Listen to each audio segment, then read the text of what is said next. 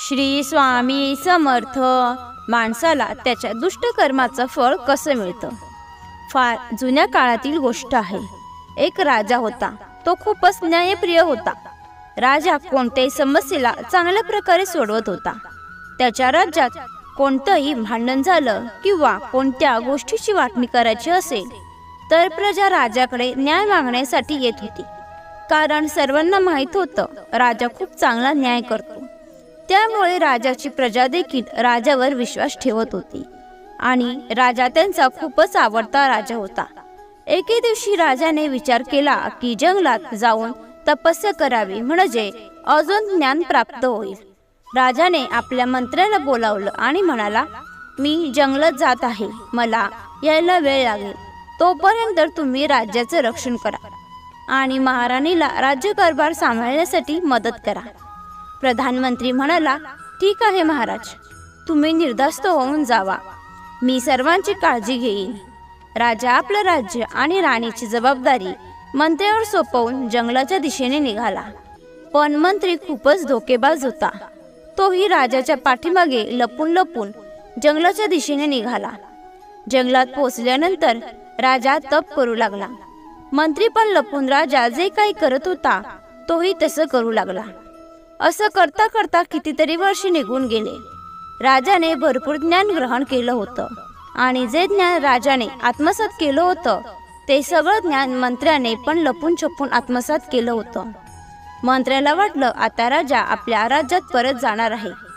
तेव्हा मंत्री राजाच्या अगोदरच राज्यात पोहोचला आणि आपल्या बरोबर काही शिपायांना घेऊन परत जंगलात आला आणि राजाला भेटायला गेला. राजा मंत्री आणि आपल्या राज्यातील लोकांना पाहून खूपच खुश झाला. राजा म्हणाला, चला आपण सगळे राज्यात परत जाऊया, माझा तप समाप्त झाला आहे. जे ज्ञान मला ग्रहण करायचं होतं ते मी केलं आहे. तेव्हा मंत्री म्हणाला, तुम्ही कितीतरी वर्ष तपस्या केली आहे, आम्हाला पण दाखवा की तुम्ही असं कोणतं ज्ञान ग्रहण केलं आहे. तेव्हा राजा म्हणाला, मी मृत सजीवांना जिवंत करू शकतो. तेव्हा मंत्री आणि मंत्र्याबरोबर आलेले लोक म्हणाले, आम्हाला विश्वास नाही, हे कसं काय शक्य आहे. तेव्हा राजा म्हणाला, जर तुम्हाला विश्वास नसेल तर एका मृत शरीराला घेऊन या. मग मंत्री आणि शिपाई एका पोपटाची शिकार करून घेऊन आले आणि म्हणाले, या पोपटाला जिवंत करून दाखवा. राजा म्हणाला, मी माझ्या शरीरातले प्राण काढून या पोपटामध्ये टाकत आहे, मग हा पोपट जिवंत होईल. सगळेजण म्हणाले, तुम्ही करून दाखवा, तेव्हाच आम्ही विश्वास ठेवू शकतो. राजा त्या सगळ्यांच्या ऐकण्यात आला. त्याने आपल्या शरीराचा त्याग केला आणि त्या पोपटाला आपले प्राण दिले. काही क्षणातच पोपट जिवंत झाला. मंत्र्याला पण ही विद्या येत होती. मंत्र्याने आपल्या शरीराचा त्याग करून राजाच्या शरीरात प्रवेश केला आणि उभा राहून हसू लागला. मंत्री म्हणाला, आता मी राजा आहे. मंत्र्याने शिपायांना त्या पोपटाला मारून टाकण्याचा आदेश दिला. पण राजा पटकन उडून गेला आणि आपला जीव वाचवला. मंत्री राजाच्या शरीरात प्रवेश करून राजदरबारात पोहोचला. सगळी प्रजा त्याला राजा समजून आनंदात होती. शरीर तर राजाचं होतं, पण त्याच्या आतमध्ये मंत्री होता. पण मंत्रीचा आवाज राजाप्रमाणे नव्हता. त्यामुळे सगळे हैराण झाले होते की राजाचा आवाज कसा बदलला. ही गोष्ट राणीलाही माहीत झाली की राजा जंगलातून परत आला आहे, पण त्यांचा आवाज बदलला आहे. राणीला काहीतरी चुकीचं वाटलं. त्यामुळे राणी आपल्या नोकरांना म्हणाली, राजाला जाऊन सांगा माझं व्रत आहे. जोपर्यंत माझं व्रत पूर्ण होत नाही तोपर्यंत त्यांनी माझ्याजवळ येऊ नये. जेव्हा माझं व्रत पूर्ण होईल तेव्हा मी स्वतः त्यांना बोलवेन. नोकराने जाऊन खोट्या राजाला सगळं सांगितलं जे राणीने सांगितलं. खऱ्या राजाला माहीत नव्हतं की मंत्री धोकेबाज आहे. राजा उडत उडत एका मोठ्या झाडावर जाऊन बसला. त्या ठिकाणी अगोदरच खूप सारे पोपट राहत होते. राजा पण त्यांच्याबरोबर राहू लागला. ते सगळे पोपट ज्या झाडावर राहत होते त्या झाडाजवळ एक झोपडी होती. त्या झोपडीमध्ये एक वृद्ध महिला राहत होती आणि ते झाड त्या वृद्ध महिलेच्या दरवाजाजवळच होतं. ती वृद्ध महिला झाडाच्या आजूबाजूची सफाई करत होती. एके दिवशी राजा सगळ्या पोपटांना म्हणाला, आपण सगळे या वृद्ध महिलेच्या झाडावर राहतो आणि ही वृद्ध महिला आपली घाण साफ करते. आपण सर्वजण जेव्हा संध्याकाळी परत येतो तेव्हा येताना काही दाणे बरोबर घेऊया आणि त्या वृद्ध महिलेसाठी जमिनीवर पाडूया. सगळे पोपट तयार झाले आणि आता संध्याकाळी जेव्हा ते परत येत होते तेव्हा थोडे दाणे त्या वृद्ध महिलेसाठी घेऊन येऊ लागले. अशा प्रकारे त्या वृद्ध महिलेला पोटभर जेवण मिळू लागलं. काही दिवसानंतर एक शिकारी त्या ठिकाणी आला आणि त्या झाडावर शिकाऱ्याने जाळं लावलं. सगळे पोपट उडून गेले, पण राजा त्या जाळ्यामध्ये फसला. शिकाऱ्याने राजाला पकडून पिंजऱ्यामध्ये बंद केलं आणि पिंजरा घेऊन आपल्या घराच्या दिशेने निघाला. रस्त्यात एक पानाचं दुकान होतं. शिकारी पान खाण्यासाठी दुकानात गेला. दुकानदाराने त्या शिकाऱ्याजवळच्या पोपटाला पाहिलं. त्याला तो पोपट खूपच आवडला. त्याने शिकाऱ्याकडून त्या पोपटाला खरेदी केलं. आता राजा त्या पोपटाच्या रूपात दुकानदाराजवळ राहू लागला. एके दिवशी त्या राज्यातली एक महिला आपल्या पतीबरोबर माहेरी जाऊ लागली. रस्त्यात जंगल होतं. जेव्हा ते पती पत्नी जंगलात पोहोचले तेव्हा त्या महिलेला तहान लागली. ती आपल्या पतीला म्हणाली, मला तहान लागली आहे. पती पाणी आणण्यासाठी शेजारीच वाहत असलेल्या नदीच्या दिशेने गेला. जेव्हा तिचा पती परत आला तेव्हा त्याच्याबरोबर अजून एक व्यक्ती होती. ती व्यक्ती तिच्या पतीप्रमाणेच दिसत होती. ते एक भूत होतं जे तिच्या पतीच्या रूपात आलं होतं. जेव्हा दोघेही महिला जवळ पोहोचले तेव्हा महिलेला समजलंच नाही. तिला समजत नव्हतं तिचा खरा पती कोण आहे. दोघेही स्वतःला त्या महिलेचा खरा पती सांगत होते. मग ती महिला त्या तिघांना सरपंचाजवळ घेऊन गेली. महिला सरपंचाला म्हणाली, मला माहीत करून सांगा या दोघांमधला माझा खरा पती कोणता आहे. सरपंच पण हैराण होता.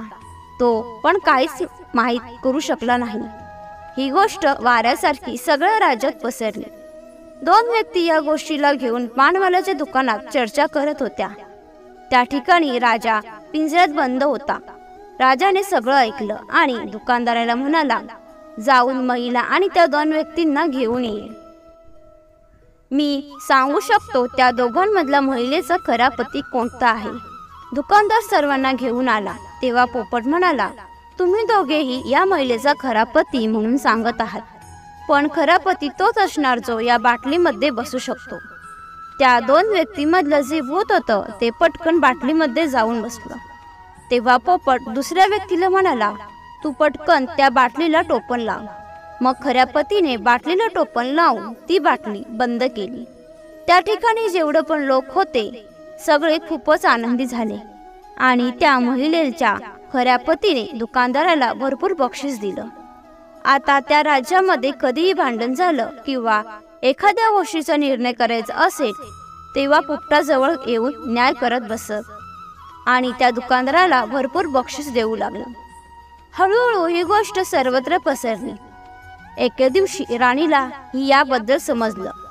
राणीला पटकन राजाची आठवण झाली, कारण राजा पण कोणत्याही समस्येवर चांगला न्याय करत होता. मग एके दिवशी राणी त्या पोपटाला भेटण्यासाठी गेली.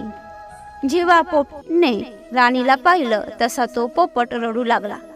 आपली सगळी हकीकत राणीला सांगितली. राणी पण रडू लागली. राणी म्हणाली, मंत्री तुमच्या शरीरात आहे, त्याला कसं बाहेर काढायचं. राजा म्हणाला, मी तुम्हाला जसं सांगत आहे तुम्ही तसंच करा.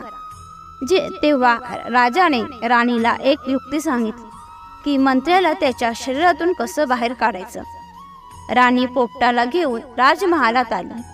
राणीने त्या पोपटाला लपवून ठेवलं आणि पोपटाने जसं सांगितलं तसे करू लागली.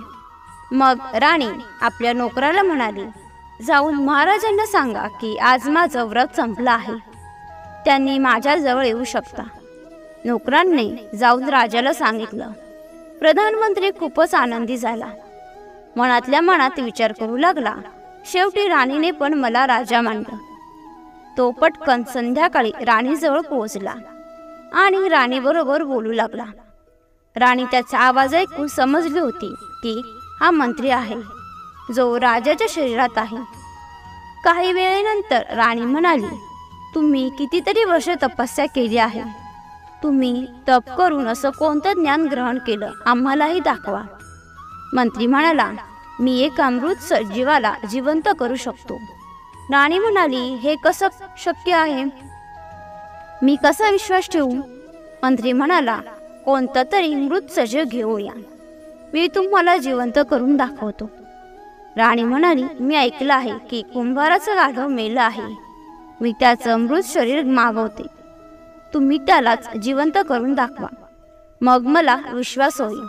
प्रधानमंत्री म्हणाला, ठीक आहे, तुम्ही त्या मृत गाढवाला घेऊन यायला सांगा. राणीने त्या गाढवाच्या मृत शरीराला मागवलं. मंत्री आपली विद्या दाखवू लागला. काहीच वेळात मंत्री राजाच्या शरीरातून त्या गाढवाच्या शरीरात प्रवेश करतो आणि ते गाढव जिवंत होतं. राणीने पटकन त्या पोपटाला पिंजऱ्यातून बाहेर काढलं. राजाने पोपटामधला आपल्या प्राण काढून आपल्या शरीरामध्ये परत प्रवेश केला. मंत्री गाढवाच्या शरीरात गेला होता तो तिथेच राहिला. त्याला राणीचं षडयंत्र समजलं नाही. मग राजाने त्या गाढवाला कुंभाराला दिलं आणि म्हणाला, या गाढवाकडून भरपूर काम करून घ्या. कुंभार गाढवाला घेऊन निघून गेला. मग राजा आणि राणी आपलं जीवन आनंदाने व्यतीत करू लागले. तुम्हाला ही कथा आवडली असेल तर लाईक आणि शेअर करा. तसेच अशीच माहिती नेहमी ऐकण्यासाठी चॅनलला सबस्क्राईब नक्की करा. श्री सद्गुरू स्वामी समर्थ. धन्यवाद.